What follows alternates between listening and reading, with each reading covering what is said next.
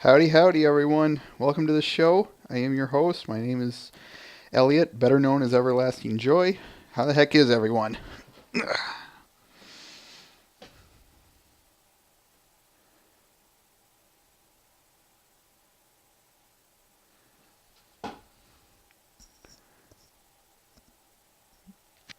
Y'all can everyone hear me? Okay, I'll take that as such. All right, got a lot of good stuff going on here. As always, we've got a big surprise towards the end of the announcements I will announce, but for now, let's get started with some other goodies. First off, biggest news I have on store here would be the season 3 episode 10 synopsis. Let me pull that up here. Via our good friends at Discord's domain. Spike at your service. Quote, after Applejack saves Spike, he insists on fulfilling the Noble Dragon Code by repaying, the synopsis says him, but I'll correct it, by repaying her with excessive help around the farm. Here is the link. Kind of looking forward to this one. We've never seen a Spike Applejack interaction like this before. And I'm always open to new characters interacting with each other in, more than just quick 1-2 second things. Twilight is magic.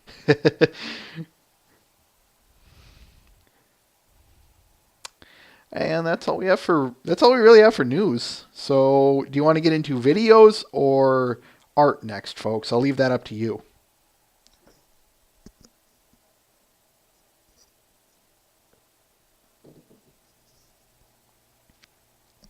Got one for art, two for art.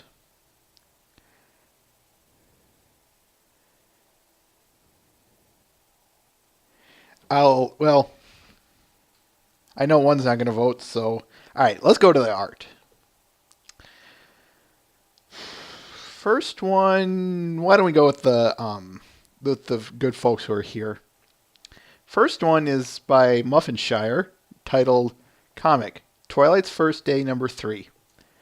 And yeah, as he pointed out earlier in the before the show, I've been showing these comics beforehand. They've always been a treat. They've always been one of my favorites. They've always been some of my favorites and the audience's favorites. So I will say this, Muffinshire, prepare for my atrocious voice acting.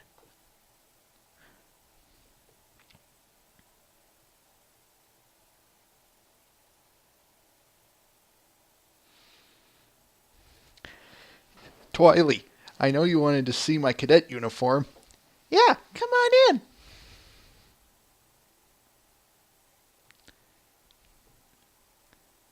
I apologize for some of the screening. Can only resize so much. No, I'm not going to act out the toothbrushing sounds. Silly Billy. But I will do this.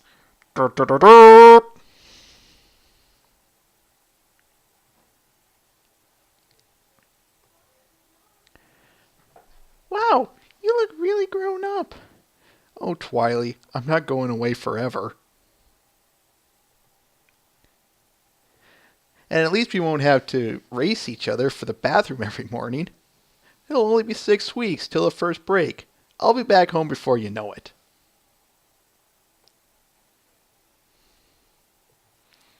Howdy, everyone who has joined us. I know. I'm still going to miss you, though. Clink. Whoops. Yes, toothpaste all over his cadet uniform. Good way to start things out.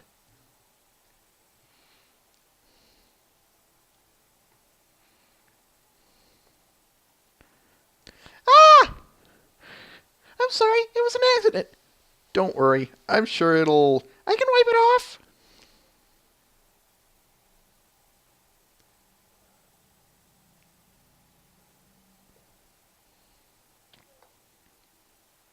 Ah!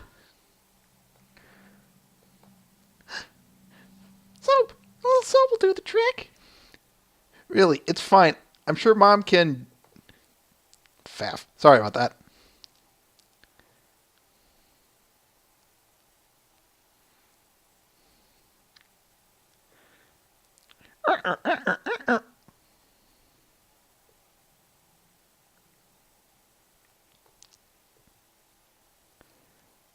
Honestly, Twilight, I can just get water. I'll wash it off with some water. Wait, don't.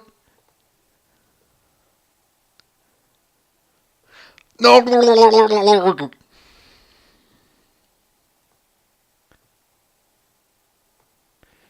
back. I can still fix this. Please stop helping. More tea, dear?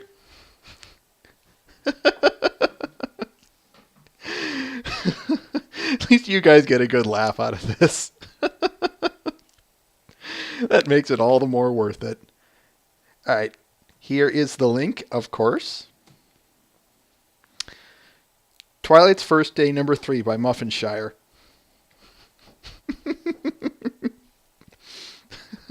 That's what I said for facts. I said, comment. For Twilight and Shining Armor, it was their first day of school.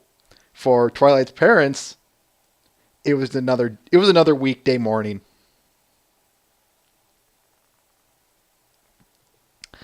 All right, we got two here by Vifex. So let's get to them. First one is titled "A Gift" for Allie Oopster. Her Allie Oopster 27. Her OC star.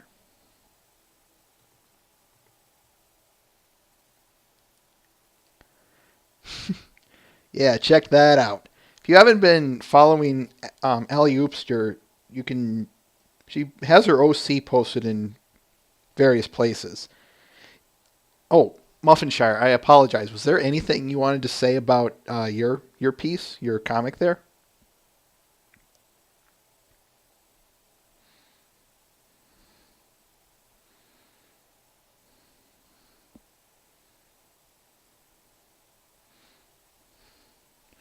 Okay. Now, Vifex, same question. Is there anything you would like to say in regards to this?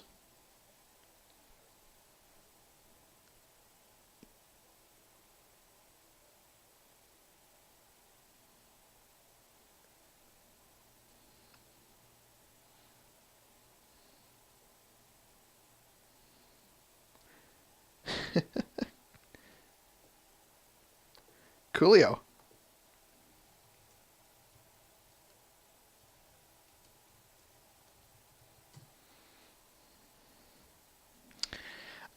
What was it I was going to say?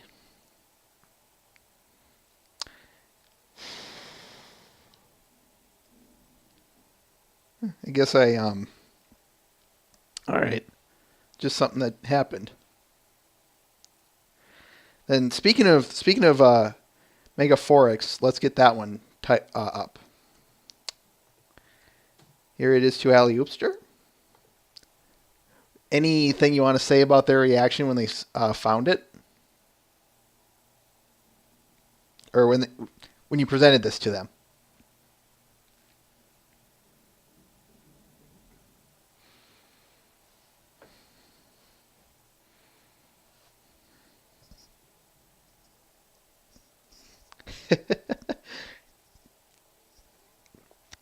As expected, I propose.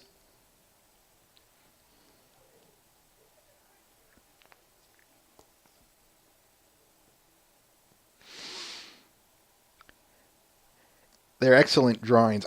I really like Megaphorix in particular. You are maturing. You really are. And you don't know, it's a real delight to be able to watch that. It really is. That's half the fun of this show, is watching these, whether it be artists or musicians or anyone for that matter, to either tell a great story or to watch them mature. That in and of itself is, I suppose, its own story. But that's another topic for another day. Moving along here. Okay, good. Let's see. Next. Why don't we go with this one? This one is by Colt Steel Stallion, an old favorite of ours, titled No Muffins. Alright. See if I can get this centered a little bit better.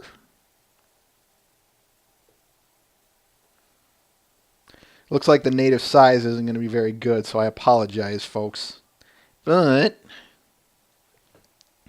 finally, a lunch at the best restaurant ever.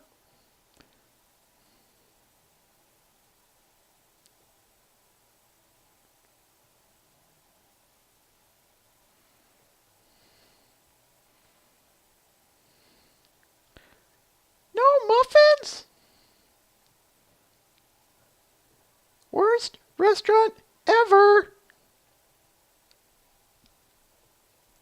Yes, I have been trying to work on Derpy because she is one of the few mares that I can somewhat mimic. No Muffins by Colt Steel Stallion.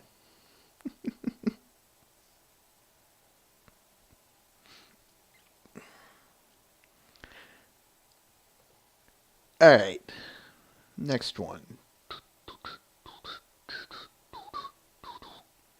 Let's go with this one.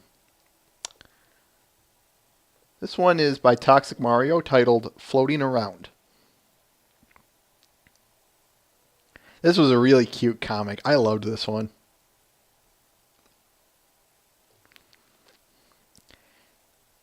Hey, Rainbow! Derpy, I thought you had a float for the parade.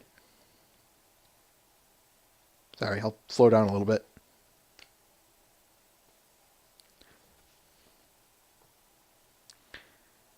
I do!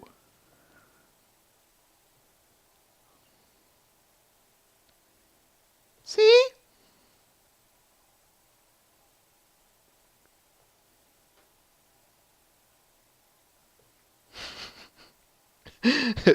Root beer floats, folks.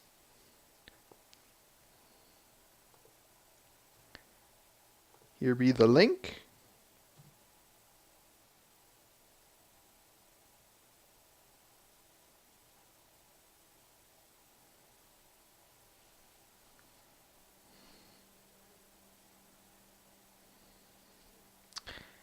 Moving along.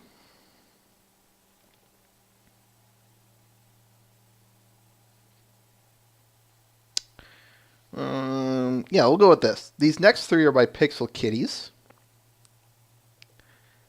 First one is titled More Bang for Your Buck.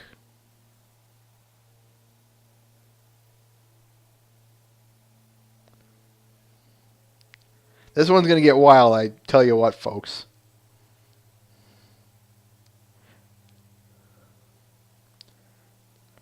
Boom! Bada bada bada bada.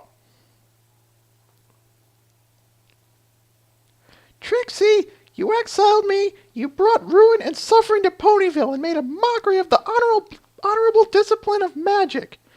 I hope you have some great and powerful last words because it ends now.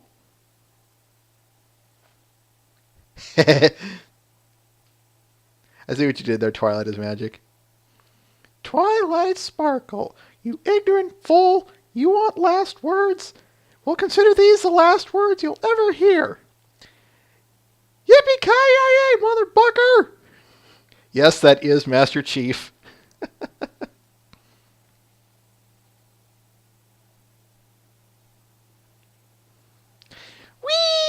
Again!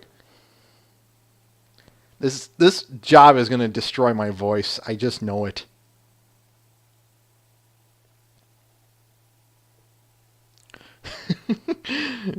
Look at all that copper spill.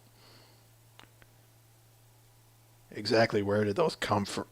Could we not do this right now?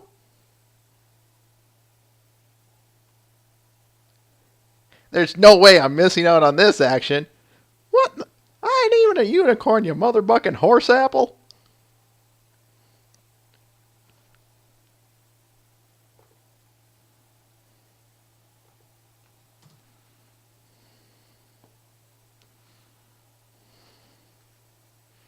This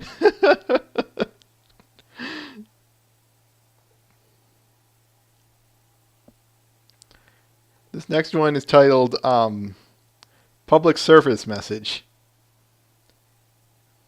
All of these are from the last episode, Season 3, Episode 5. Yeah. You think she had too much fun with this episode, folks? Because I think she did. But that's okay. One of my favorites, too.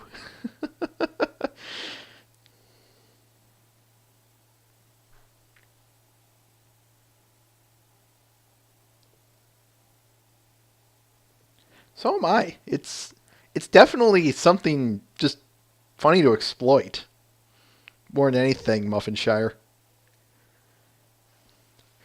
And what's nice is that I don't feel this one's gone overboard yet, but I'm not going to jinx it. All right. Moving along. Once again, by Pixel Kitties, titled Who Needs Wheels?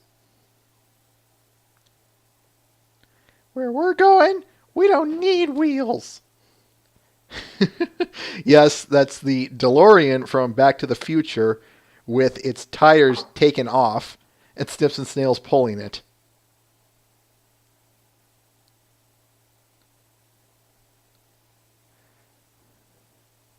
Careful, guys. Don't be talking about the new episode. There's the link. Pixel Kitties, Who Needs Wheels?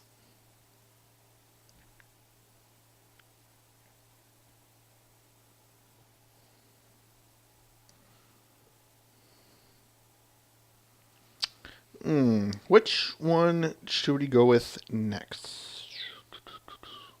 Some others were supposed to show up, but of course I don't know if they're here, so I'm trying to buy a little time before they get here.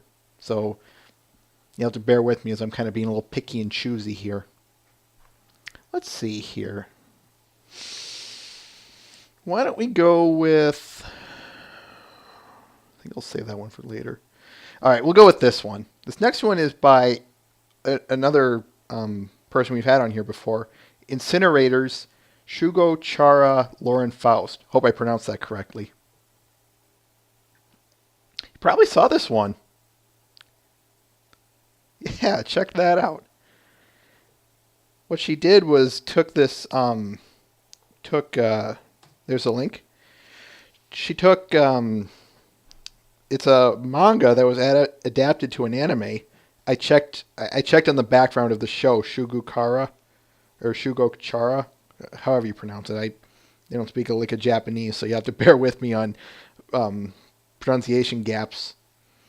Anyway, it turns out it's actually a pretty darn cute anime and manga. I haven't checked into it, but maybe you will. I don't know. Gack. Anyway, the picture itself is based heavily on that manga and anime. I won't spoil anything in terms of either one. I'll just let the picture speak for itself, and I'll let you guys go from there. That's what I was looking for. But in terms of just style and quality, there's a reason I showed her stuff last time, and there's a reason I showed her stuff this time. It is really good.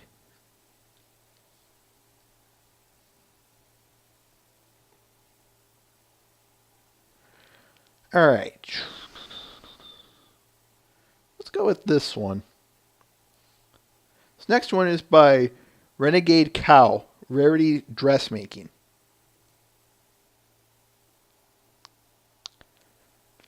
Now, why am I showing what looks like an little action figure here? Well, I'll show you in a minute. But right now, I just kind of want you to check the sculpture over. Here's a link to the DA stuff. The DA page, I should say. And there we go. Check this out.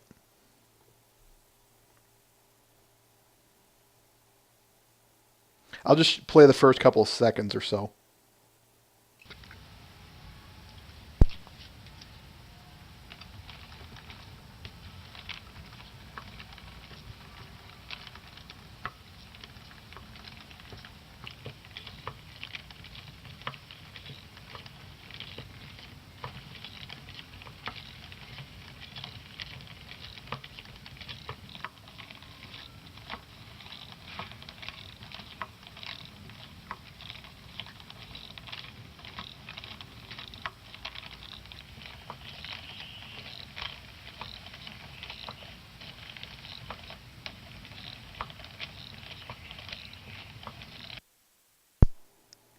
That needs to be a clock, people. This really needs to be a clock of something.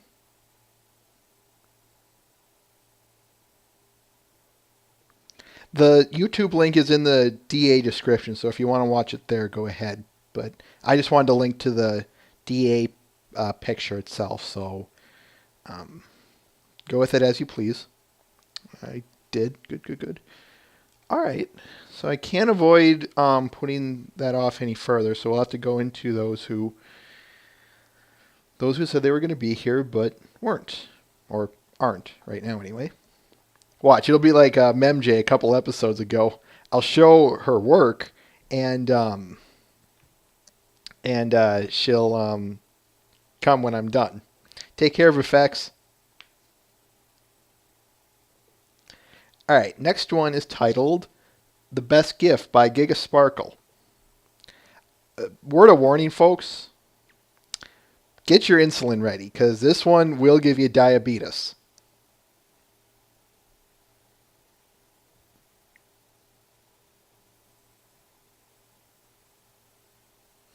By the way, this is also our first Gmod comic we've had on here. That reminds me. Last thing I need are people saying, "Hey, you want to do something?" So I apologize for that, folks. There's always something I forget to shut down before the show. Can't be. This is the necklace that Mommy wants.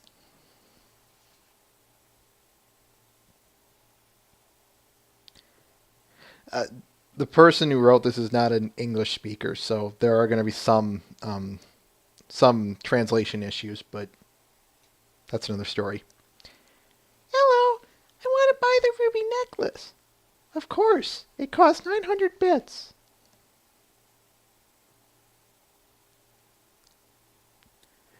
What? That's very expensive for me.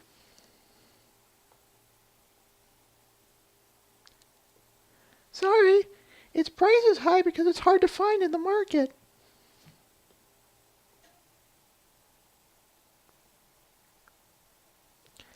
Tomorrow is the birthday of my mother. The necklace would be the perfect gift for her.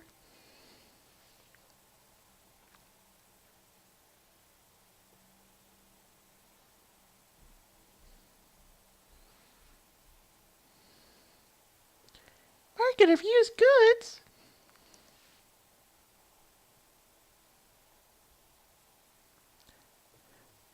What could I sell for 900 bits?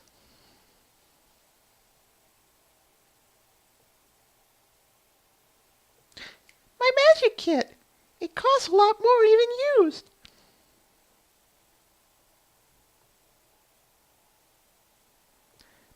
But it was kind of hard to get in that kit in the tournament.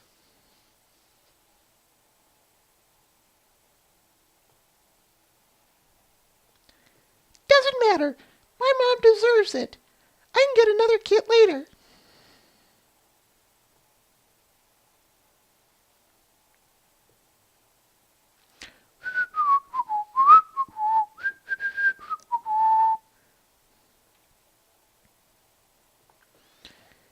Here, take your bits and come back soon. Thank you very much. That was a bargain.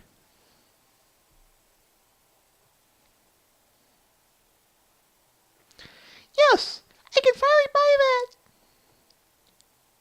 Gift?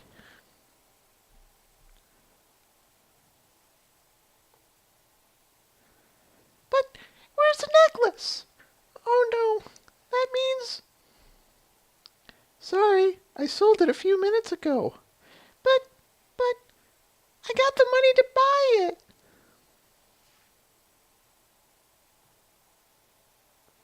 I'm real sorry. Another shipment will be available in 4 months. 4 months? You should have seen the Gmod comics in the early days, Twilight is Magic.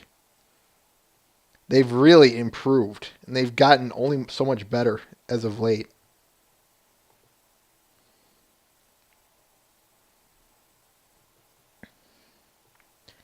Dinky, are you all right, my daughter?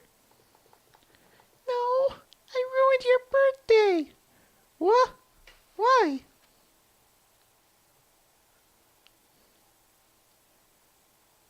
First of all, I sold my magic kit. You did what?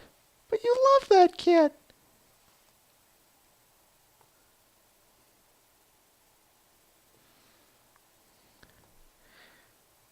But I wanted to buy that necklace for you.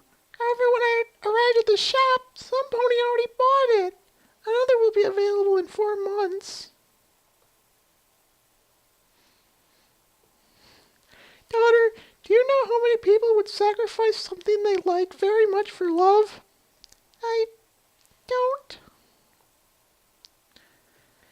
It's for that reason that you are and always will be my best gift, Dinky.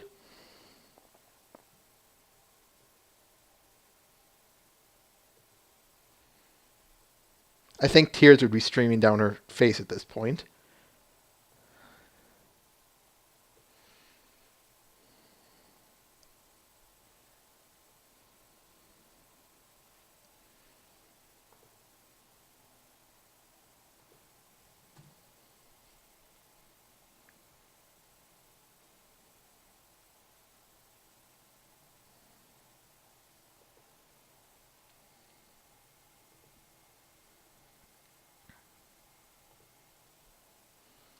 This next one is titled Shizu and Vivi by Reki.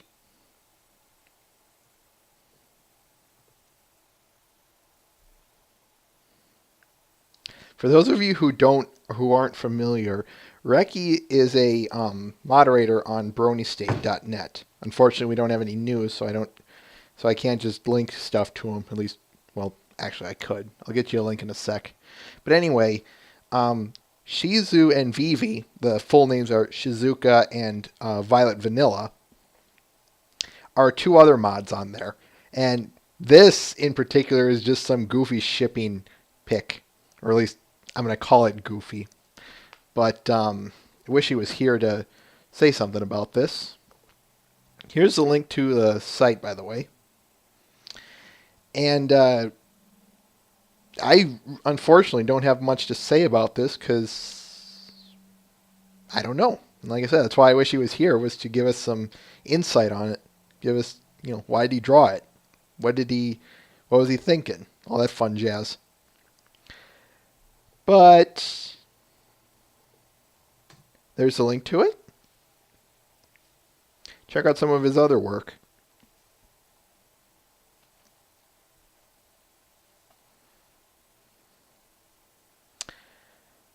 Moving along. And these last 3 pieces of art are by Soapy Solar. I know you guys probably have seen a lot of his work before, so not going to introduce much more beyond that. First one is titled Unsatisfied.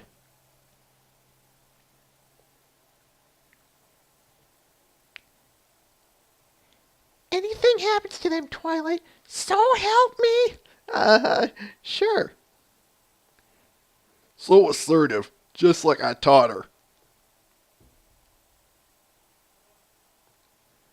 But why wasn't she satisfied? Moping iron will, people. Let it sink in.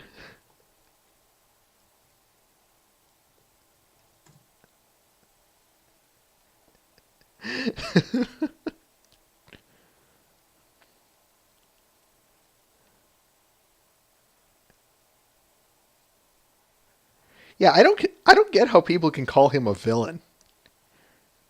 He really didn't do anything bad.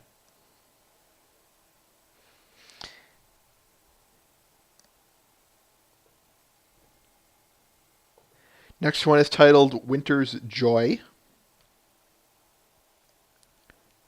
It's another cute picture to let it all sink in. Yeah, I guess that's the best way of putting it. Twilight is magic.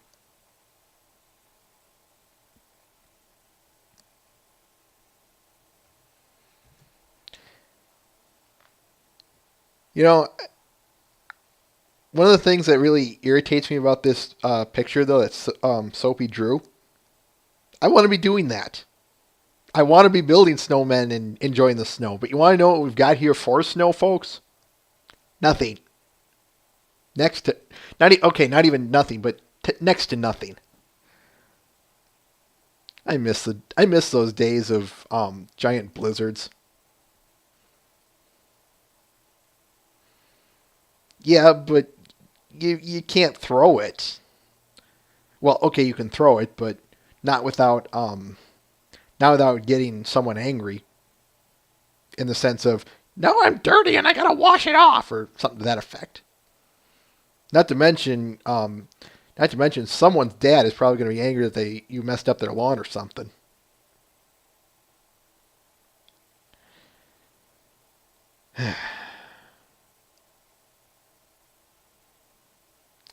Muffinshire. The reason I'm kind of complaining is because we're known for having legendary winters where snow is about, I don't know, up to your head on some of the worst years, even more so. So that's why like I said, I'm a little sour about that. Oh well, can't have all. Can't, not every year is going to have a good snowfall. All right. And the last one of the art and last one by Soapy Solar is Bravest Pony. This one comes from episode 5 here. The scene where Fluttershy said, quote, I want to be brave at my home, locked in my closet with my teddy bear. All I have to say to this one is, good Lord, is that cute. I'm sure I put the hing guy in there somewhere.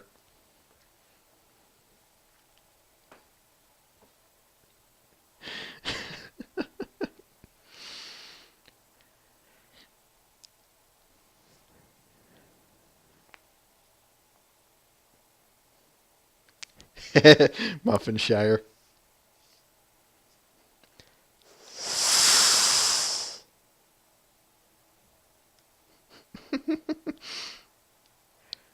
All right, let's move along now.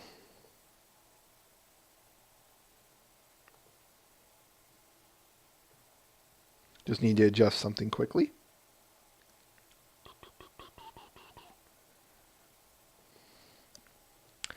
All right, we got a couple. We got about 1, 2, 3, 4, 5, 4 videos. We got 4 videos, but some of them are really short. So let's get into the videos, and then we're going to get this surprise that I have in store for everyone. First one is titled. These first 2, I should say, are by Melee Princess, better known as Rena Chan. First one's titled Vinyl Scratches. Lunch is trying to come back up or something. I apologize. Titled Vinyl Scratches Confession.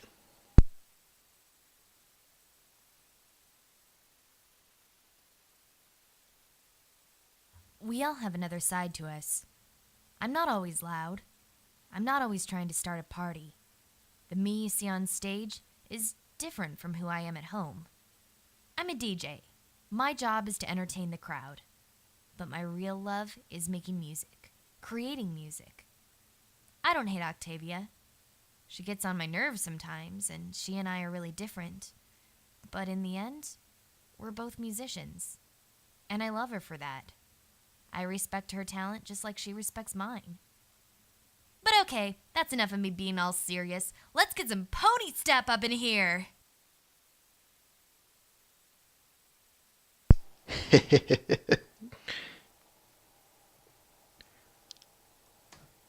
There's the link. I agree. I agree with you on that one, Twy. All right, next one is Colgate learns a lesson. Now this one is really cute. I really like this one. But here we go.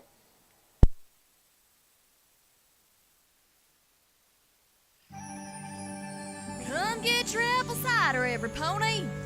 Thanks for stepping into DJ at the last minute, Sugar Cube. Vinyl's equipment ain't working. Yeah, 'cause Colgate shot toothpaste all over it. I mean, so what if I skip brushing? You know how us musician ponies are. Hey, I brush my teeth. What in the hay are you doing?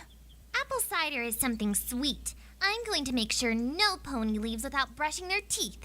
I'm going to guard the exit, and if some pony tries to skip out without brushing, they'll get a shot from my toothpaste cannon. Haven't you done enough? You ruined my records, ruined Lyra's mane, and now Derpy can't sell her muffins because you shot toothpaste all over her last batch. But I thought every pony loved my toothpaste cannon. I thought fighting gingivitis made every pony smile. Look here, Colgate. I know you're just trying to help, but this just ain't the way to go about fixing every pony's teeth. Sorry.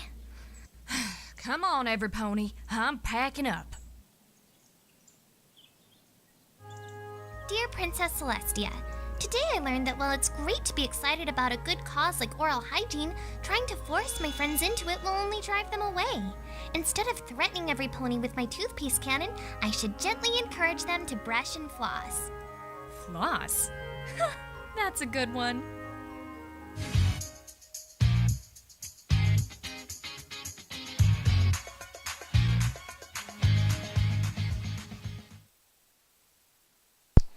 Special guest Alex S. And the link. That's a lesson a lot of people could stand to take to heart. But another subject for another day again. Colgate learns a lesson by Melee Princess. All right, let's get to the next one here. This one is titled Dusty Cat, the intro video for Baron Angle from Stay Brony My Friends.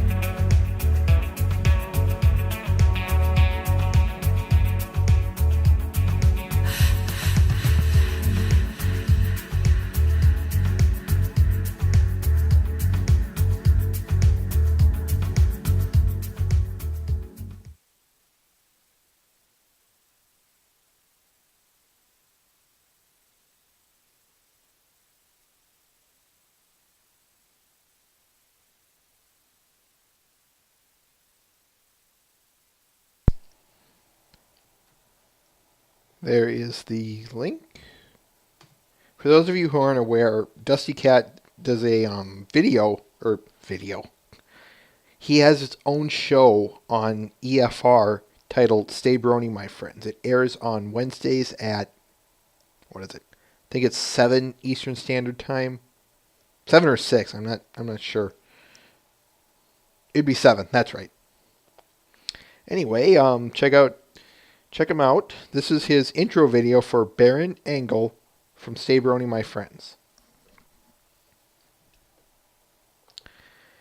And last on the videos,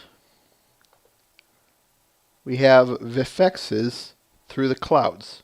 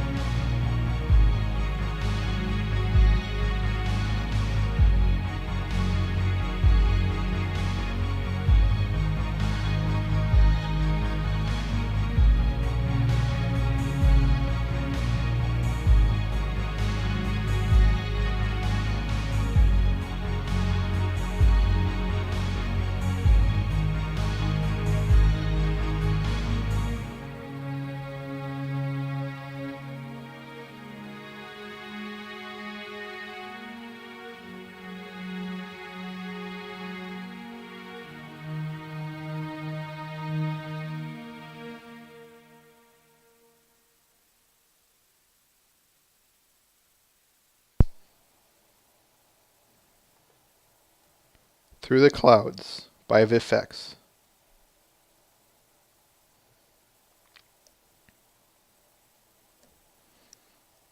Mm-hmm. All right. Make sure every T was crossed and I was dotted, or is it the other way around? Indeed. All right, folks, here's the big announcement. As many of you know, we Babble with Bronies interviewed Discord's domain last week. Well, let's just say the reverse has been proposed. In other words, Discord's domain is going to interview us. Now, how their interviews work...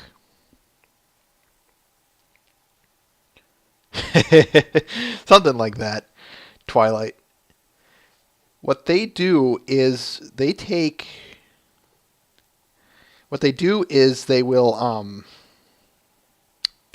that's the word I'm looking for. The link I have that you see on screen, you put your questions into their comments section. Then they will be read here on the show. We're going to be interviewed live next week. We're going to, I don't know, I won't say much of the details that I know. The only thing I will say is post any questions that you have in this forum here. Post something. I'd really like to get a big long thread going so that we can spend, I don't know, the entire 2 hours, even then so, getting asked questions.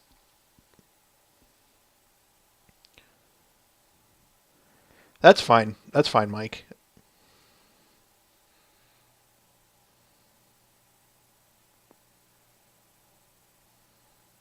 Yeah, you can always just post as a guest. So if you don't want your name revealed, you can post as a guest without a name being revealed. So either way, submit your questions, and hope to see you back here so that you can watch Mr. Ben and me get all the silly, embarrassing, smart, well thought out, and just all around fun questions asked at us. But either way, I'm really looking forward to this. It'd be the first time that I would be put on that end of the table. I'm actually kind of looking forward to it.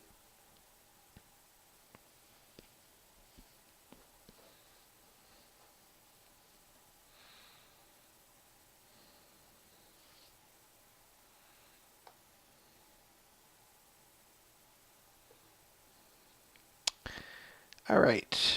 If there's anything else, then let's say we watch the episode.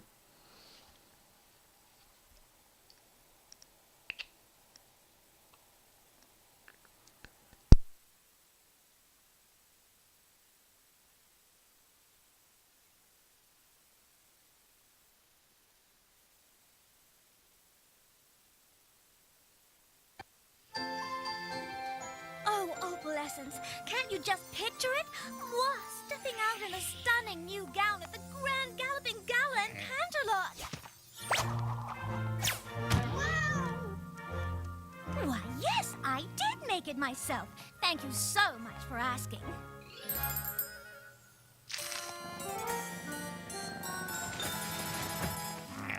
Oh, Opal, of course you can help me. Thank you. What's that? You want to help me more? Oh, aren't you the sweetest thing? Careful now, don't move. This shouldn't take long at all. My little pony, my little pony. Ah, I used to wonder what friendship could be. Until you all shared its magic with me. Big adventure, tons of fun. A beautiful heart, faithful and strong. Sharing kindness, it's an easy feat. And magic makes it all complete. You have mine. Did you know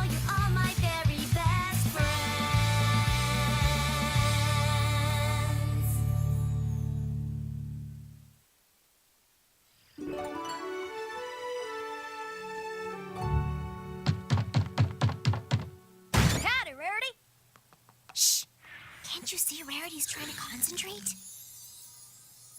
What do you think she's making? Looks like a dress. Well, that makes sense, since this is a dressmaker shop and all. Is there something I can help you with? Oh, so very sorry to trouble you, Rarity, but I need a quick favor. Could you please fix a button for me? It's my dress for the Grand Galloping Gala. Oh, no. You can't wear this old thing. You need a glamorous new outfit for the gala, and I'll make it for you. No problem at all. It would be my pleasure. Oh, that's really sweet of you to offer, Rarity, but I can't let you do that. It would be so much work. This dress is fine. Twilight Sparkle, I insist on making you a new dress. But, Not another word. I won't take no for an answer. well, in that case, thank you for your generosity, Rarity. Knowing your handiwork, I'm sure it will be absolutely beautiful. Let me guess, Applejack. You don't want a new gown either. Gown? Shoot, I was just gonna wear my old work duds.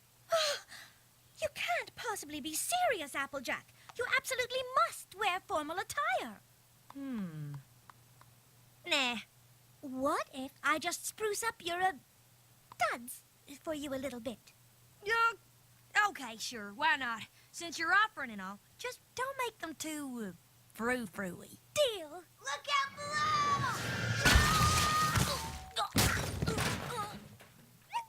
Sorry, new trick. Didn't quite work. Idea!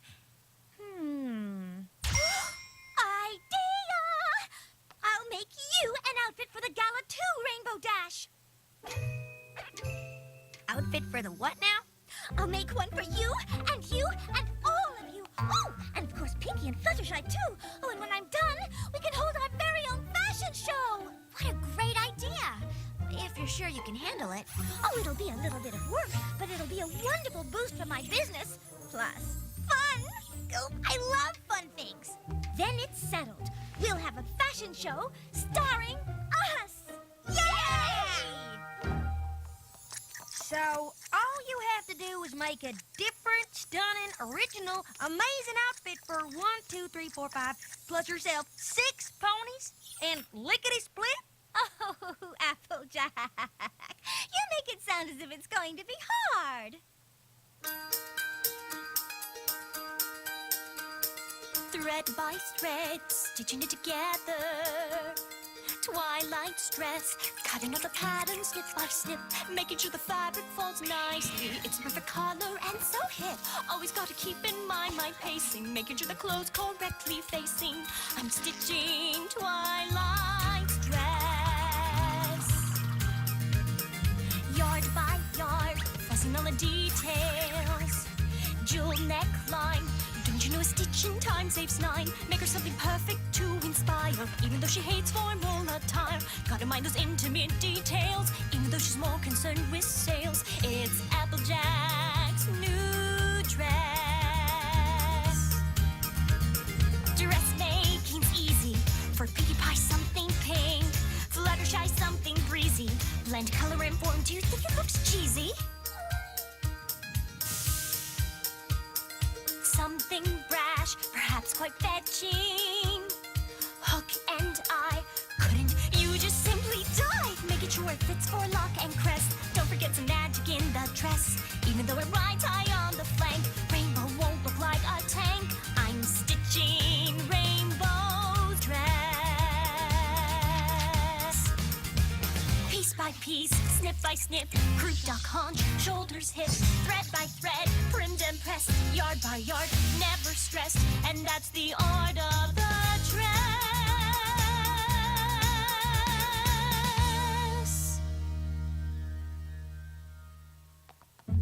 That's it. Keep them closed. Don't look. Okay, you can look now. These are your new outfits. What do you think of your old duds now, Applejack? Pretty swanky, are they not? I'm Twilight. I made this dress for you, and I designed each outfit themed to perfectly reflect each pony's unique personality. Oh, it took me forever to get the colors right on this one, Rainbow Dash, but I did it. Oh, and it turned out beautiful, don't you think? Oh, and I know you're going to love yours, Fluttershy. It just sings spring. And Pinkie Pie,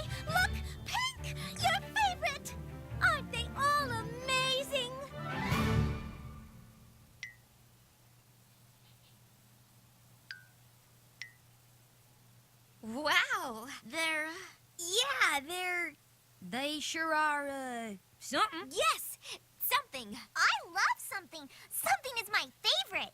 It's nice. But what's the matter? Don't you like them? They're very nice. And we're plumb grateful because you worked so hard on them. Mine's just not as cool as I was imagining. She asked. I guess what we're all saying is that they're just not what we had in mind. Yeah. Oh. That's okay. Not a problem. There's plenty more where that came from. They were only a first pass. You're my friends, and I want you to be 110% satisfied. Not to worry. I'll redo them. Oh, Rarity, you don't have to do that. They're fine. I want them to be better than just fine. I want you to think they're absolutely perfect. Are you sure? I mean, we wouldn't want to impose. Oh, it's no imposition. Really, I insist. Well, in that case, thank you again, Rarity.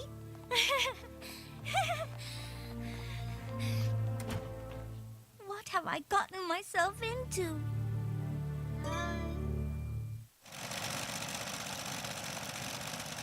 Hello?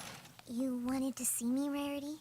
Fluttershy, your new gown's ready. I completely revised it, and I know you're going to love it. What do you think? I love it. Oh, you're just saying that. No, I do. It's nice. Nice. Nice. If you don't like it, you should just tell me. Oh, but I do like it. Like it or love it?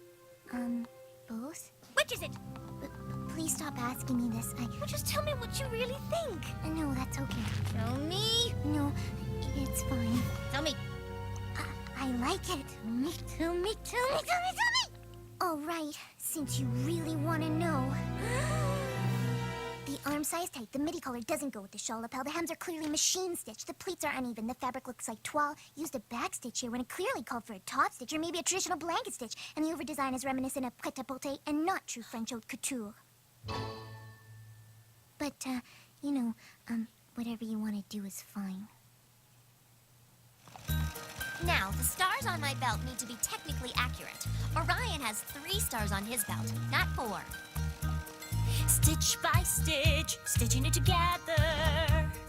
Deadline looms. Don't you know the client's always right? Even if my fabric choice was perfect, gotta get them all done by tonight. Picky by the colors, too obtrusive. Wait until you see it in the light. I'm sewing them together. Don't you think my gown would be more me with some lollipops? Well, I think balloons. Well, Do it! Hour by hour, one more change. I'm sewing them together. Take great pains.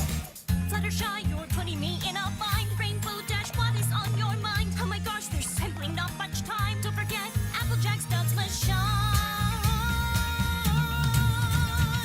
Dressmaking's easy. Every customer's call brings a whole new revision. Have to pick up the pace, still hold to my vision.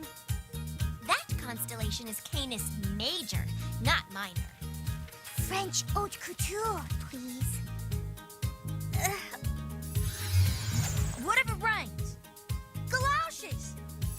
More balloons! Oh no, that's too many balloons. More candy!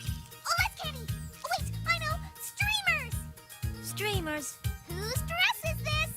Streamers it is. What? Aren't you going to tell me to change something too? No, I just want my dress to be cool. Do you not like the color? The color's fine, just make it look cooler. Do you not like the shape? The shape's fine, just make the whole thing, cooler. It needs to be about 20% cooler. All we ever want is indecision. All we really like is what we know. Gotta balance style with adherence, making sure we make a good appearance. Even if you simply have to fudge it, Make sure that it stays within our budget. got to overcome intimidation. Remember, it's all in the presentation. Piece by piece, snip by snip, croup, duck, haunch, shoulders, hip, bolt by bolt, primmed and pressed, yard by yard, always stressed, and that's the art of the dress.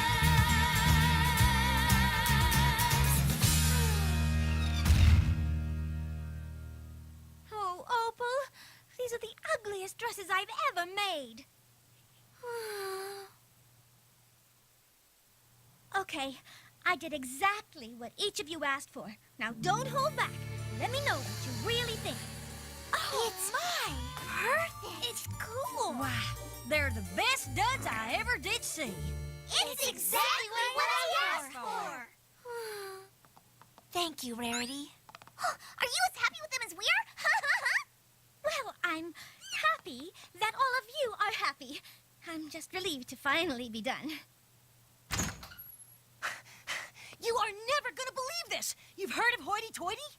The bigwig fashion hotshot in Canterlot? Uh-huh! He heard about your fashion show. Well, maybe I happen to mention it to him. He's coming here, all the way from Canterlot, to see your work, Rarity. Whoa, Nellie. You could sell a ton of dresses to this guy. Your business will be booming. That's so cool. I can't believe it. Oh, hoity-toity. He's coming here to see these dresses? Yep, get ready for all your dreams to come true.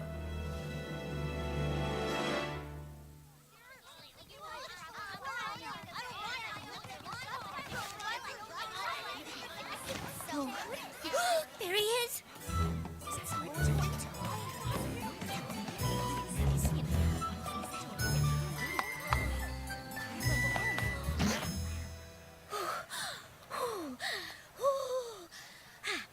Okay, relax, Rarity. Your friends like their outfits, and so will he. What's wrong with the lights? Oh, yes, that means the show's starting. Good.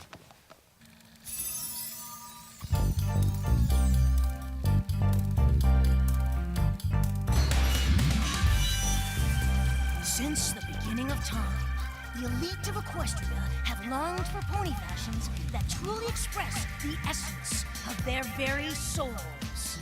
Patiently waiting decades, no, centuries, for the perfect pony gown. Today, at long last, Equestria, your wait is over. Let's hear it for the breathtaking designs of Ponyville's own Rarity!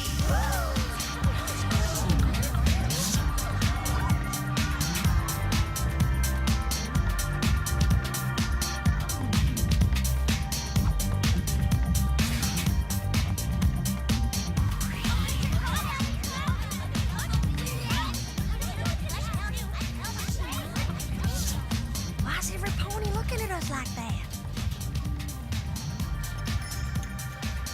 Oh, dear. You think we overdid it? Nah. Okay, maybe a little. Oh, those amateurish designs look like a piled-on mishmash of everything but the kitchen sink. It's a travesty, is what it is. Those outfits are the ugliest things I've ever seen. Oh, for shame. Who is responsible for subjecting our eyes to these horrors? Not to mention wasting my valuable time. Oh, played me. Come on out and take a bow, Rarity. You worked really hard for this. Yes! All right! Woo-hoo! Go, Rarity!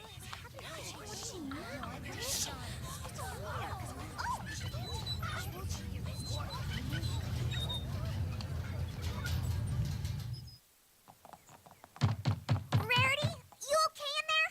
You haven't come out for days. I'm never coming out. I can't show my face in Ponyville ever again. I used to be some pony. I used to be respected. I made dresses, beautiful, beautiful dresses. But now every pony is laughing at me. I'm nothing but a laughing stock. You're not a laughing stock, Rarity. She kind of is. Shh!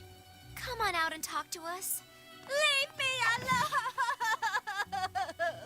I want to be alone. I want to wallow in whatever it is that ponies are supposed to wallow in. Do ponies wallow in pity? Oh, listen to me. I don't even know what I'm supposed to wallow in. I'm so pathetic. Now what do we do? Panic? That's your answer for everything. Well, we can't just leave Rarity like this. She'll become a crazy cat lady. She only has one cat. Give her time.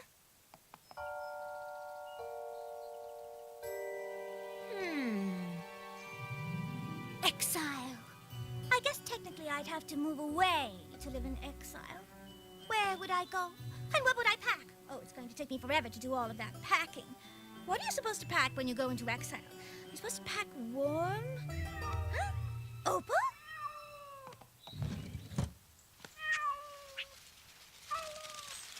Opal, how did you get up there? Hang on, you poor dear.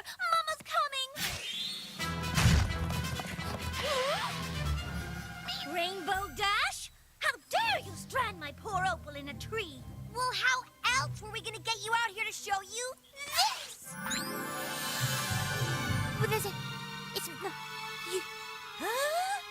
We all finished your dress for you. Thanks to Fluttershy's freaky knowledge of sewing. Do you like it? Like it. Like it. Uh-oh, she doesn't like it. No, I don't like it. Aww. I love it! Yay! You ponies did an amazing job. It's exactly the way I imagined it. We just followed your brilliant design. Like we should have let you do for our outfits. Those first dresses you designed were perfect. We're so super sorry. You worked really hard to make our dresses exactly the way we wanted them. And we all saw how well that turned out. Oh, I forgive you. Well, that's mighty big of you. But my whole career is still ruined. Oh, right. That. Maybe not. All right, I haven't got all day.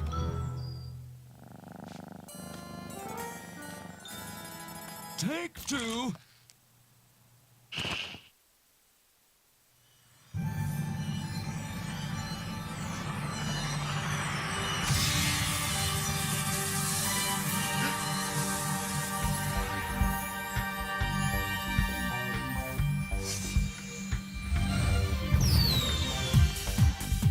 Hello. Well, this can't be the same designer.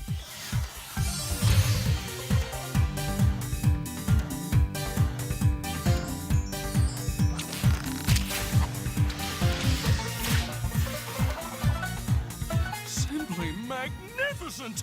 And I suddenly have a fierce craving for some Dutch apple pie, candied apples on a stick, apple turnovers, apple cobbler.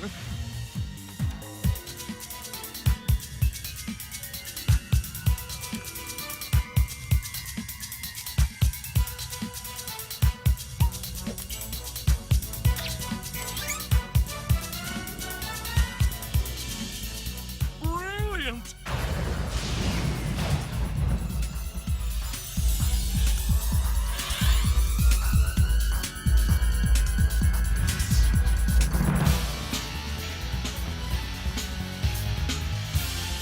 Oh, spectacular!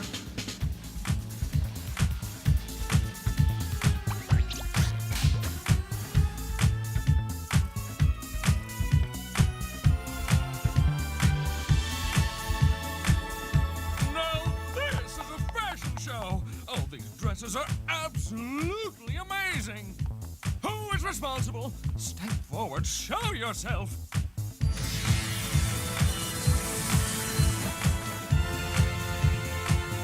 Brava! Brava! Magnifico! Oh, oh. Oh, thank you. Thank you. Oh, thank you so much. Dear Princess Celestia, this week my very talented friend Rarity learned that if you try to please every pony, you oftentimes end up pleasing no pony, especially yourself. And I learned this. When some pony offers to do you a favor, like making you a beautiful dress, you shouldn't be overly critical of something generously given to you. In other words, you shouldn't look a gift horse in the mouth.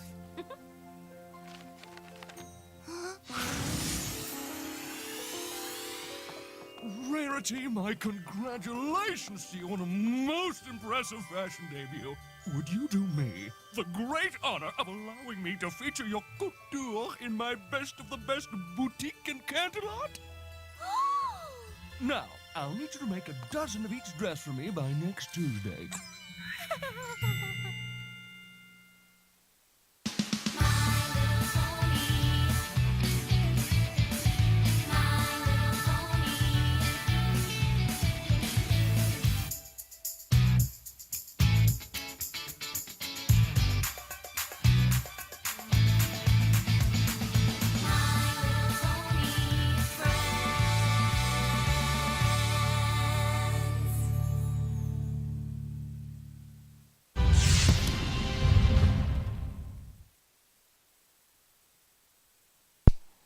Ladies and gentlemen, Season 1, Episode 14.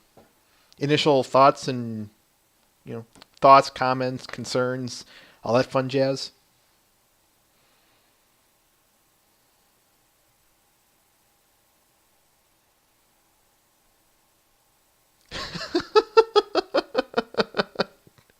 Super brony.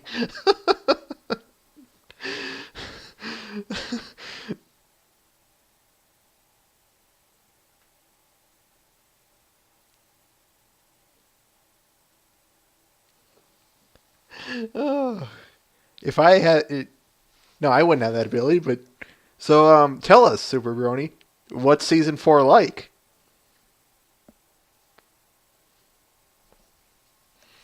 All of us stuck here in this.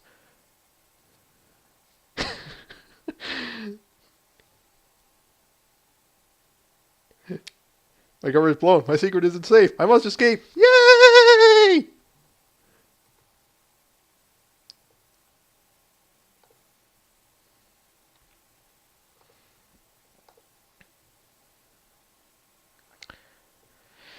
All right. Should we get to the analysis?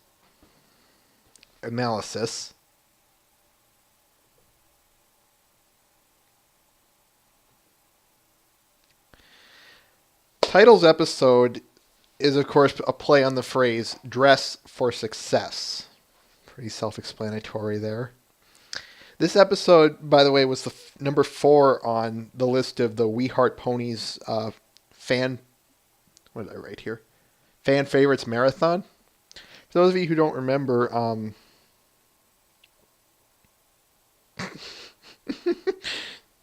For those of you who don't remember that, in about this same time last year, they hosted that... No. Valentine's Day of this year, that's right. Valentine's Day of this year, they the Hub ran that marathon where you could vote for your favorite episode, and I'll back up a little bit further. On EQD, they had all the episodes at that time, which was up through season 2, episode 16, and on EQD we voted, and they then took those results and narrowed the list. The Hub did. Narrowed that list down to like top 12 or 13, I think it was. Somewhere in that neighborhood anyway. We voted and they ran that little marathon of top episodes in on the top episodes. If I recall right, I know the first one was the top one was Luna Eclipsed, and the second one was Party of One. I'll post those results when we get there again, but for another time. Forgot a few things. By the way, hi, radio. Howdy, radio. All right. For those of you who have been keeping track with us, who've been here for a while, this is part 2 of the Grand Galloping Gala trilogy. First one being episode 3. The third part will be episode 26. But I'll make note of that, of course, when we get there. But this is part 2. All the dresses are coming together. Things are formulating. We kind of have an idea of what we're going to get. That's kind of the bit of the premise of this. Or at least that's what we get out of it, I should say. They do work that way, radio. They really do. All right, let's talk about the song now.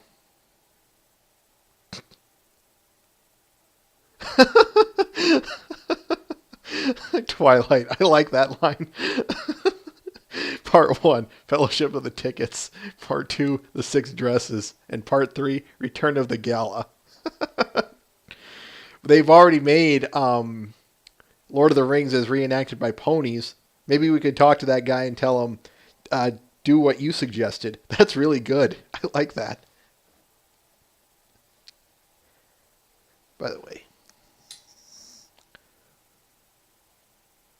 Good. Yeah, you can tell it's getting close to winter, folks. It's getting so dark. Anyway, let's talk about that song, Art of the Dress. Now, we'll focus mostly on the main bits of this, but, what do you guys think of that song?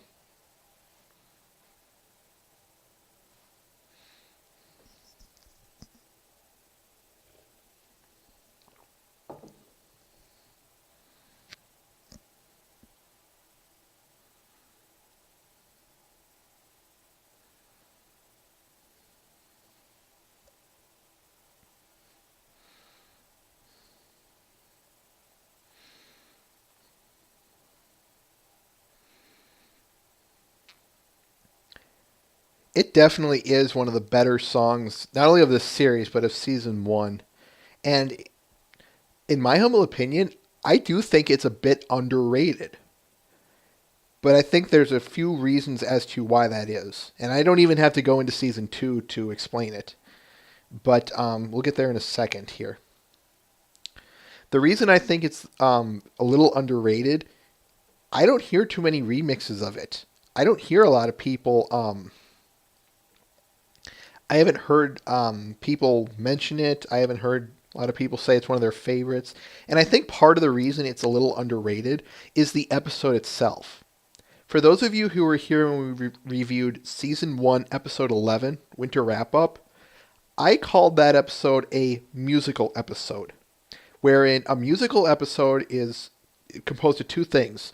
It has to have a major music number in it, and the music or the song itself has to be so good that it overshadows the rest of the episode. You're left going, okay, they just played the music number. What happened after that? Or something to that effect anyway. This episode, on the other hand, I don't classify as a musical episode. And the reason being is because there's a lot of other good content that goes with it that I can't call it that. For one, the show the content after that was played really well. I really, really like how this episode was played out in that respect. So that's why I have a hard time calling this one a musical episode. A lot of the other content was good. So it's kind of like a reverse musical episode. The other content overshadows the song itself.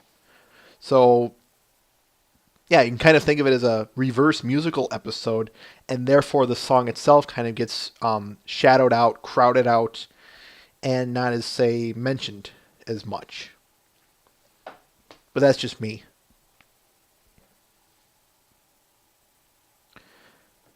Now, I want to talk about Fluttershy being good with sewing for a little bit. What do you guys think about that?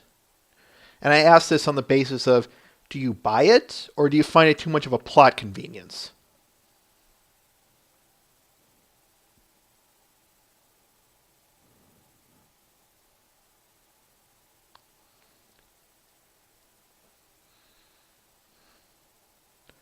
Okay, Radio. Twi's good with it too. Yeah, I have to agree with you guys on this one. And yeah, that's the basis of my argument too, Twy and Muffinshire. Given that I put something akin to, we've seen her, we'll eventually see her tend to a mouse with a broken leg, and maybe some other sick animals with things like soups and pills and whatnot. But we'll get there when we get there. Point is yeah, as you put, Muffinshire, very self-reliant. So especially if she has to make things like casts or specialty blankets, especially for small or big animals, it makes sense that she would be good with sewing. And of course, I wouldn't be shocked if it becomes some kind of hobby of hers or something.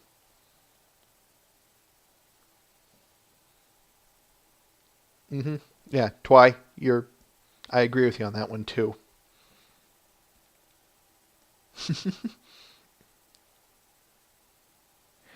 Radiogenic Pony, yeah, I would say that's definitely true.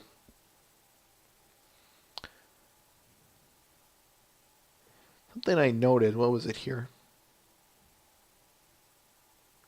Yeah, if we, that's what I wanted to say. Let's assume that, kind of falling back on what I said about Fluttershy. You know what? Nah, it's not even important. I apologize, folks. Hoity-toity is based upon the real-world person Karl Lagerfeld, the head designer and creative director of the Channel Fashion House. You can probably search for it.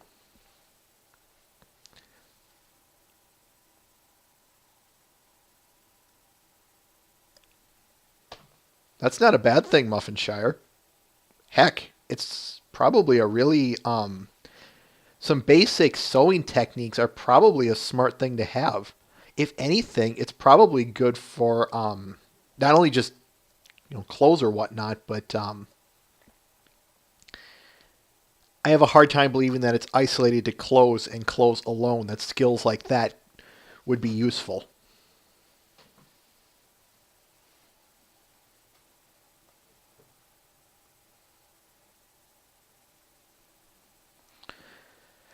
One other thing. Now, kind of moving along here.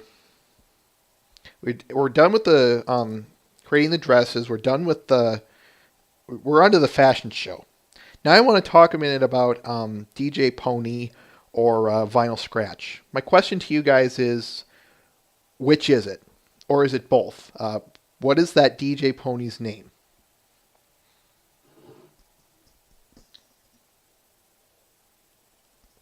To you guys.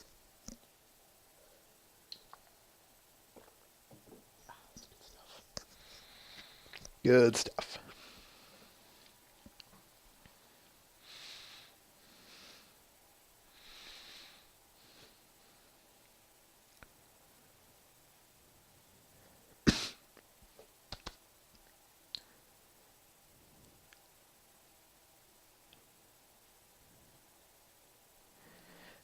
That seems to be a lot of what the fandom says, and yeah, that is one of the things I do agree with. Not only you guys on that, but the fandom as a whole. If you look up some of the history on Vinyl Scratch, you'll notice that when they ran a poll, EQD, they ran a poll on her name when this episode came out, and the names Vinyl Scratch and DJ Pony were virtually tied. Only like a couple hundred votes separated them, and it was like out of 10,000 or a couple thousand to about 10,000 votes or something like that. Look it up; you'll see it. You'll know it when you see it. And eventually, I think it just kind of shifted to the nomenclature that we use today of Vinyl Scratch is her real name, DJ Pony is her stage name. What I find especially kind of funny is if you take a look at those poll results for what to name her, DJ Pony won. But like I said, a couple hundred votes or so. But Vinyl Scratch is, of course, the name we use probably more often than DJ Pony. I just kind of find that funny. But I do like the way that turned out myself. That the two are associated with the very same pony and work the way they do. I think that's really neat. Another thing I want to note. Yeah. Believe it or not, the shot that we get her in isn't exactly great for colors, but it was revealed that Vinyl's coat color is not white, but an extremely pale yellow. In the 24-bit hex triplet, it's FEFDE7. And for those of you who don't speak that kind of language, that's extremely close to white. That's the highest you can get up to is the letter F. In this, it's a 16-bit, or actually in this case it's a 24-bit, but in a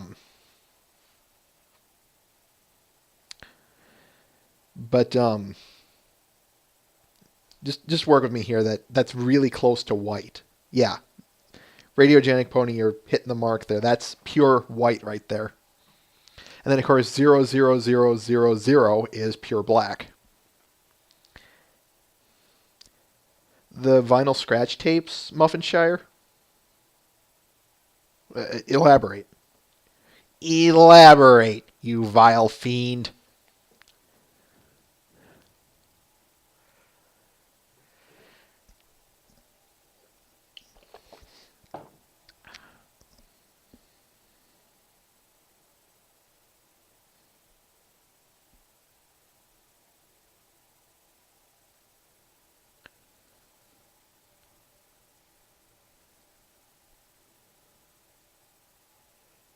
Okay.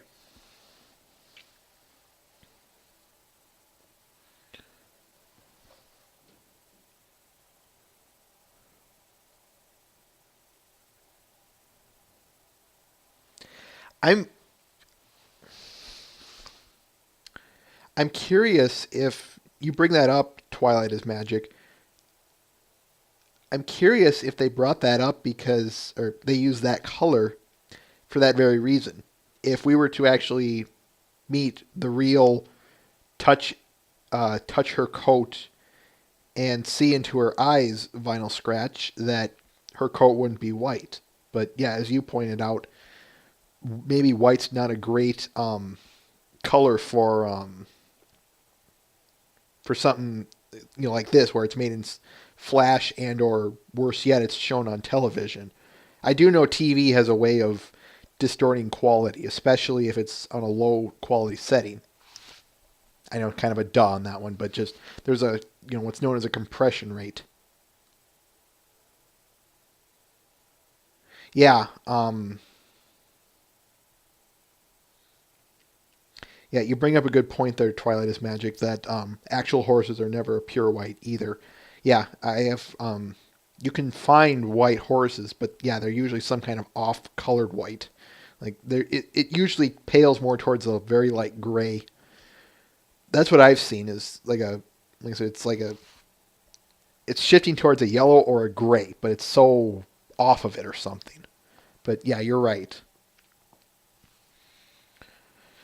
Um,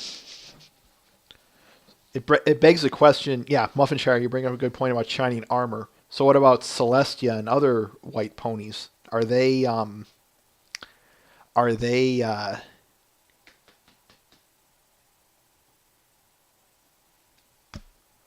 off white too? Especially Celestia.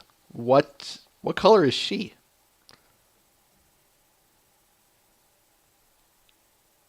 Well, that would explain the pink Celestia toy a little too well. But okay.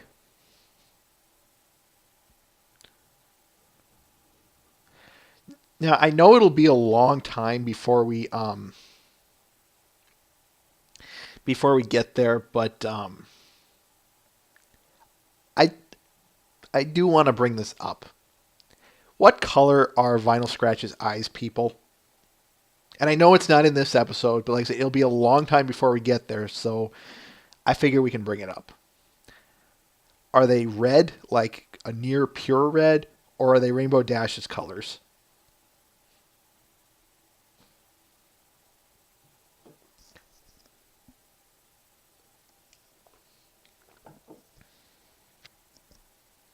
Or I should say a magenta, like Rainbow Dash's colors.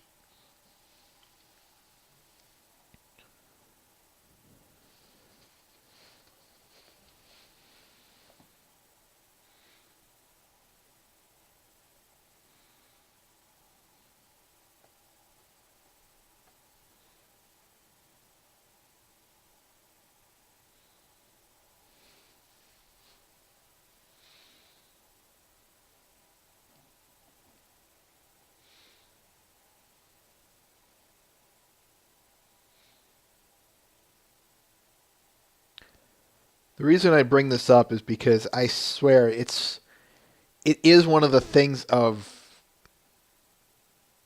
I guess, minor at this point. That's not a bad thing, Twilight. And believe me, I'll be bringing up some stuff that might bring about some edge of controversy or something. But for a little bit here,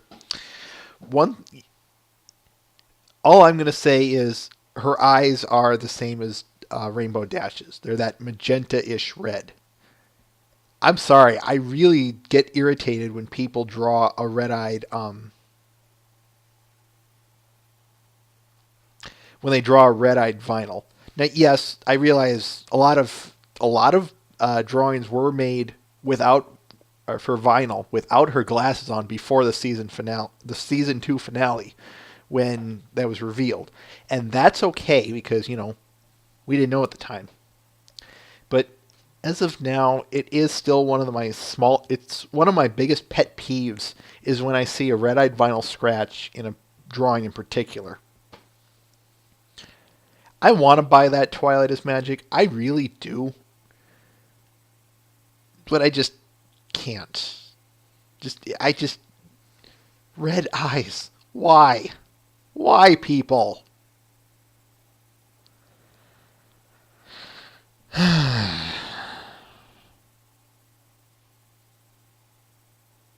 Sorry about that.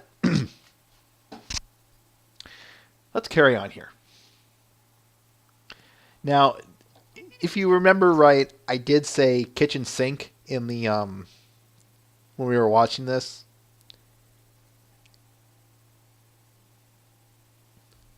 I know you did one, Muffinshire, the Ireland or was it Ireland syndrome? That one concerning eyes or something. Anyway, I remember seeing that one. I know I posted it on here, and yeah, you used magenta. Ireland syndrome. That's it. By the way, congratulations on that one making the what was it, the Ireland syndrome website or something, like the awareness or research fund or something. Never got around to saying congratulations to that. Anyway, I do remember that one, and yeah, you used the that magenta-ish one, and I thank you for that. I really do.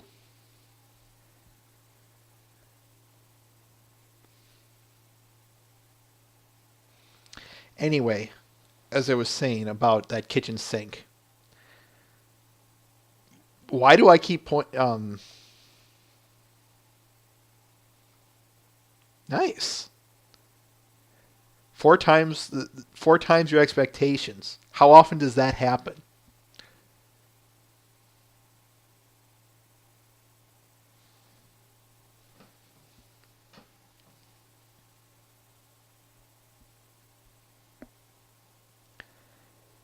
Anyway, back to that kitchen sink.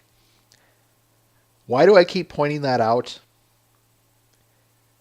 I think it has something to do with my love of Golden Age classic cartoons. We're talking 40s through early 60s. And of course, what was always in there? Flying around everywhere, getting smashed, or was the straw that broke the camel's back? Or as I was going to say, the camel that broke the straw's back. The kitchen sink. It was everywhere.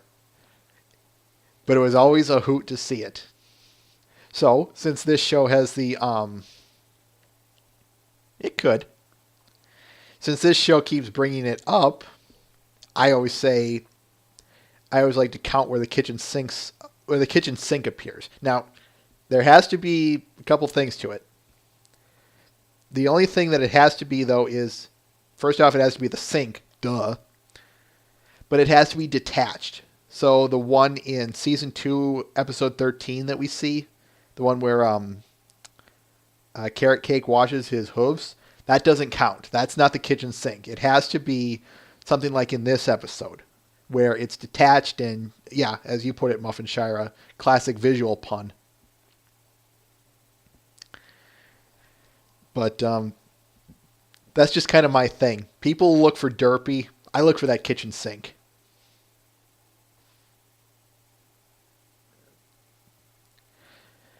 And last on this list, before we get to the kind of overall wrap-up here, when Rarity says, there's something... Blah, blah.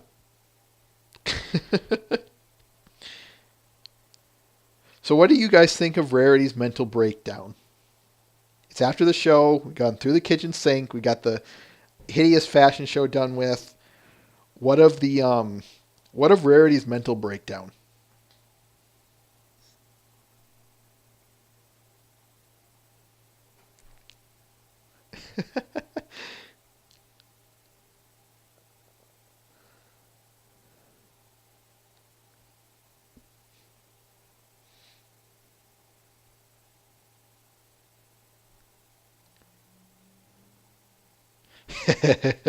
That's pretty much it. Yeah, of season one, I consider this probably the number three um, mental breakdown. Yeah, I can probably guess which ones one and two are. Big shock. But yeah, this one is just great. It's a great mental breakdown because it plays so well with her melodramatic attitude.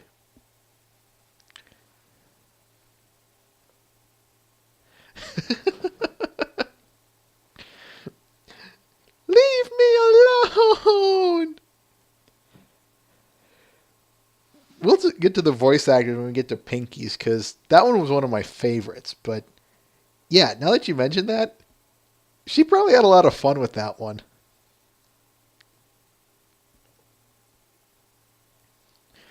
And what I think plays especially well to Rarity is, again, as I mentioned, that melodramatic attitude of hers. So instead of it kind of becoming forced, what works is it's so her. It is so Rarity. And it's perfectly played.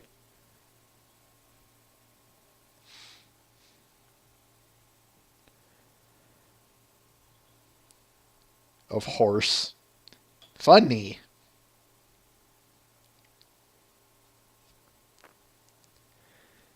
When Rarity says, where would I go and what would I pack, that line alludes to Scarlett O'Hara from Gone with the Wind, who, if I recall right, says the same line. And I want, with that German accent, I want to be alone, alludes to Greta Garbo, who said it in the movie Grand Hotel.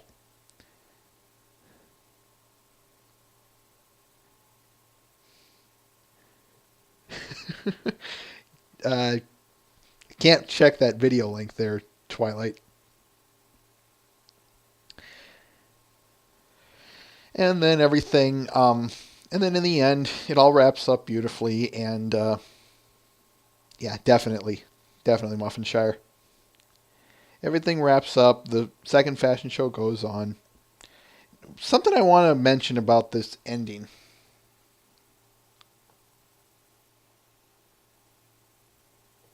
So let me check my notes, make sure I'm on the right spot. What did you guys think of the ending?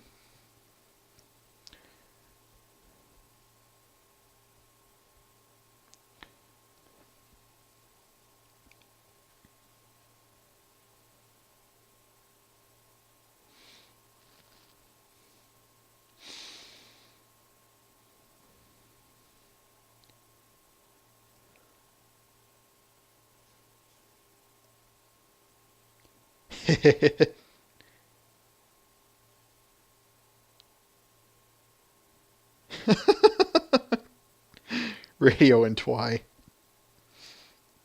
Yeah, I do like this ending. I love the show they put on at the end. It really goes to show some of the visual what's the word I'm looking for here? Greatness, I guess. Or it shows how well they're pushing flash animation. That's what I'm trying to say. They do a really good job of it. Something that we're going to see them build on as the series progresses. But for now, what's really radio left. What's great now is just I especially love how some of the perspectives are twisted the way they are, especially during Rainbow Dash's entrance. It really goes to show what they are, what eventually they would become capable of. Now, as a whole on the ending, I want to bring something up. Some people I could guess would say something to the effect of, Yeah, Muffinshire, I would agree with you on that easily. That the storyboarding is outstanding in this episode in particular. It really does stand out amongst the other episodes, especially some of them not only that we have seen, but some of them that we will see, even in future seasons. But one of the things I want to bring up is the ending itself. Some people might the repetition is repetitive. I'm guessing some people out there might bring up some kind of qualm with it's kind of cliched or it, you know, everyone's seen it before, that kind of thing. But the thing is especially in situations like this, we love to see our protagonist rise up from the ashes of defeat, or in essence, we love a happy ending. And the sole fact that this eventually does play out in a future episode only makes it that much better. But sometimes a happy ending isn't a bad thing. Exactly. Exactly, Twilight. Excuse me. Now we get to get to the fun part. The episode overall. So, what are your guys' feelings on the episode as a whole? Things that you like, things that you don't like, things that are specific, that kind of stuff. I know it's kind of a repeat of what I said initial thoughts and comments, but maybe there's something you missed or something.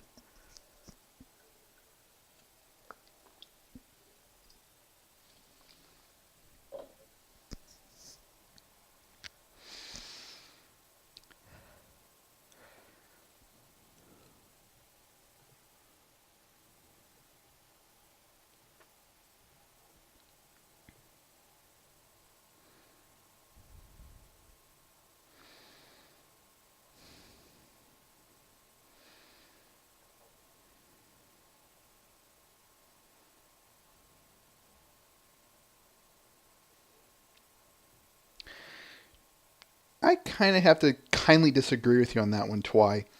Exclude the plot device that it was.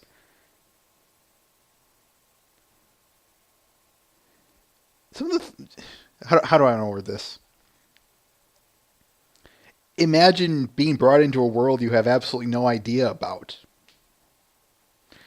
How would you, as the piece in the song goes, all we really like is what we know. How do they know what works in the fashion world? How do they know what works in the... I guess they didn't know at the time that Hoity Toity would be coming, but my point still stands that they have no idea how things work in that respect. That's all I'm going to say about that. The thing I want to bring up the best or the most about this episode is the fact that this episode establishes Rarity's profession as a... And yeah, I know it wasn't a big issue, but I can always throw my 2 cents in there, can't I?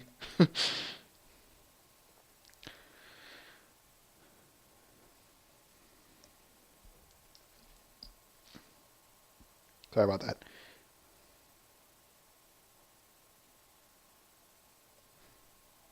Fair enough.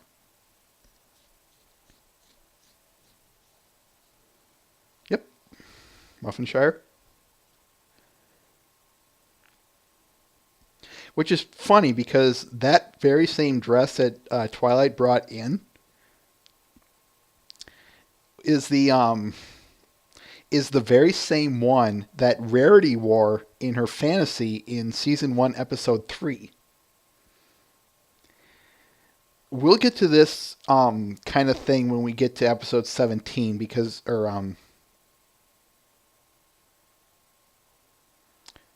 was it 17? No, 24. But we're kind of running a little bit short on time here. But the point of that I'm going to make right now is it's a cost-cutting procedure. But like I said, we'll get there when we get there to episode 24. Right now, there is one thing that I do really want to bring up about Rarity in this episode. Twilight. This episode establishes Rarity's profession as a fashion creator, more specifically a dressmaker. One of the things that when I started watching this show, Rarity really didn't impress me that much, if you've been kind of following along here. She wasn't my favorite pony, and to be fair, she's number 2 right now, but I'll get there when we get there. But this episode changed my perspective a little bit. When the thing starts out, she's just the typical suburban girl, and who's really into fashion. As I've said time and time again up to this point, been there, seen that. Usually that character gets the short end of a stick when it comes to not only character development, but in terms of just being a character themselves. And yeah, that's exactly it, Twilight. Instead of making it some superficial, silly personality quirk, this episode, I remember that one, Twilight, vaguely, but I do remember that. If you could you find that? Can I ask you to find it?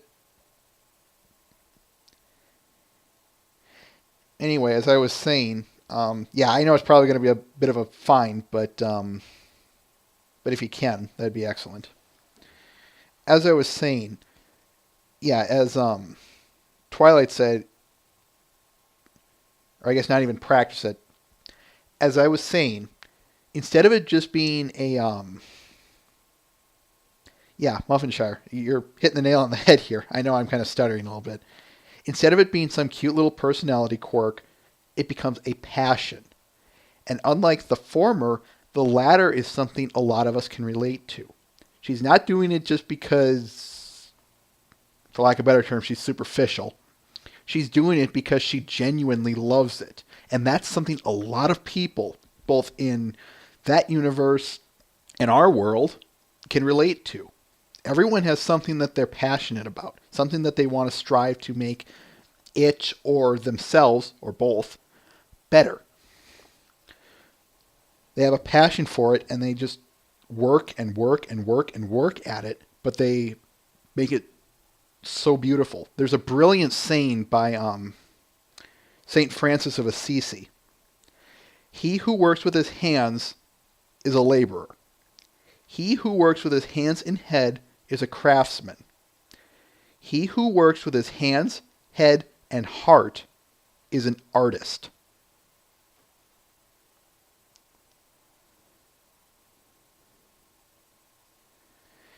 While I didn't pick up on this at first when I saw this episode, at first I didn't kind of really pick up on that. I really did later on in the as not only as I started going down the list, but especially as I started seeing this episode a little bit more, I realized that, and it only made this episode that much more special to me. But the real kicker is going to come in a couple more episodes. Stick around and you'll see what I mean. But from this, what's really great about this being her profession is, of course, as I just said there, the hands, head, and heart piece. But now it's something that they can work off of the show, and they have, and they eventually will. It becomes just absolutely a great angle they can work with her.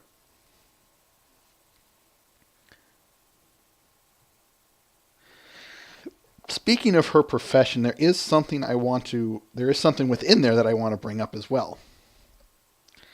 This is mostly from an our universe perspective, but it's worth bringing up because we've seen it before and we'll see it again. I think there are two types of outfits Rarity produces. Serious outfits and silly outfits. Serious outfits are pretty self-explanatory. The silly ones would be something more akin to what we saw in Season 1, Episode 10. Remember when RD was trying on that outfit to impress Princess Celestia? That'd be a silly outfit. The bad dresses, the one that were first shown, those would be silly outfits. What's another one I could think of right off bat? Well, you get the idea. That the point of those is that in that universe, in their world, they might serve a purpose. Again, the aforementioned episode 10 one, but from our standpoint, they're probably just more to look silly. Nothing much more. They're just purely for our entertainment. Just something to think about. Something like that. Yeah. Muffinshire. Something like that.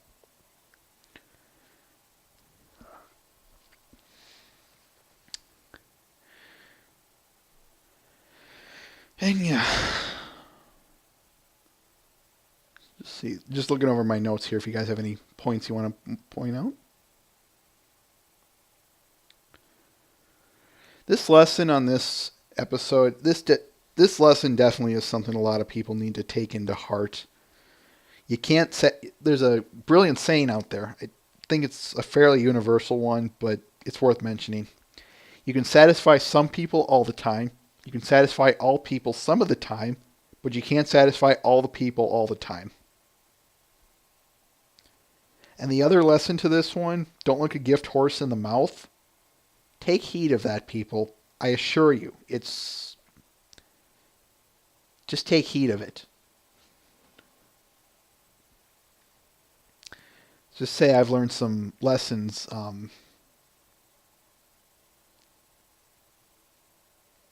You have something to say, Radiogenic Pony?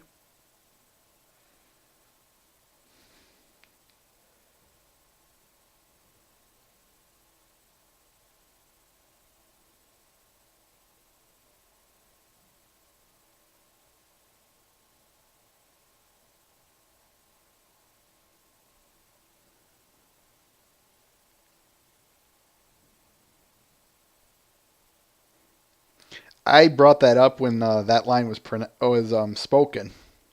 Yeah, I thought, don't look a gift horse in the mouth. What does that imply? A gift. That's the equivalent of us saying, don't look a gift human in the mouth. Yeah, slavery.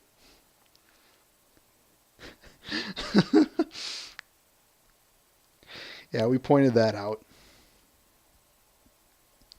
All right, my final thoughts about this episode. It clearly is one of the highest quality episodes of season 1. It is a phenomenal one from a artistic standpoint, from a storytelling standpoint, from a I don't know, artistic, a storytelling, a character standing standpoint. It's absolutely one of the most well done episodes of season 1. And what's really great is that it even goes so far as to follow along in this trilogy. It is one of my highest rated episodes of season 1. Definitely in my top 5. Absolutely gorgeous. I don't think it's a great one to show to new folks who might try and get into the show.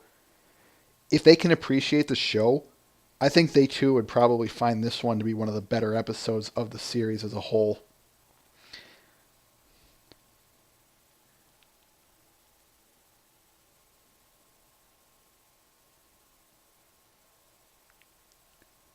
And if anything, I would hope that it would hopefully try and shift their perspective on Rarity if they don't like her.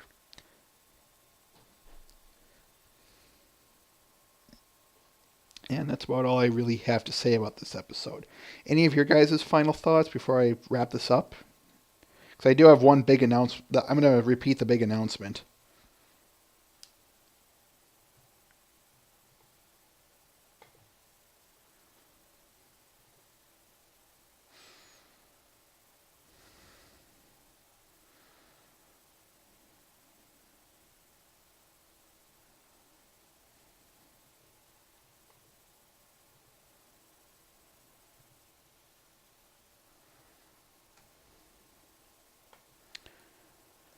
All right.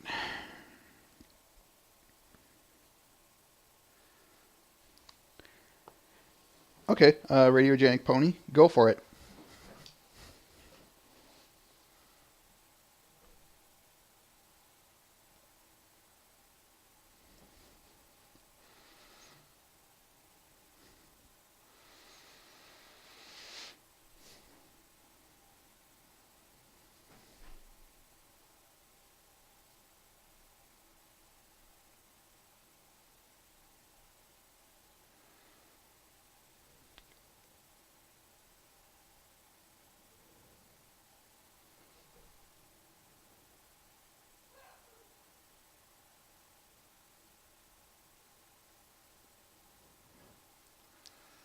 That's a good point.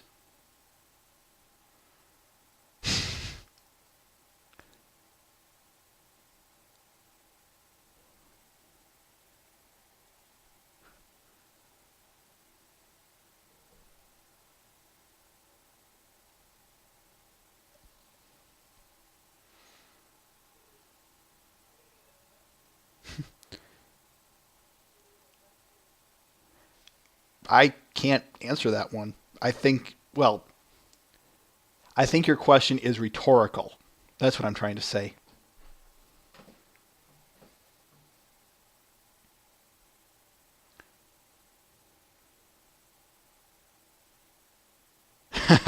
I see what you did there, Twilight.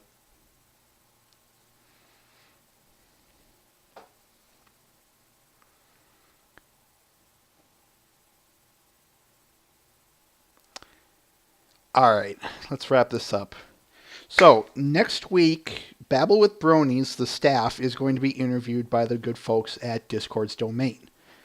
By the way, for everyone, should have said this first, listen up, please.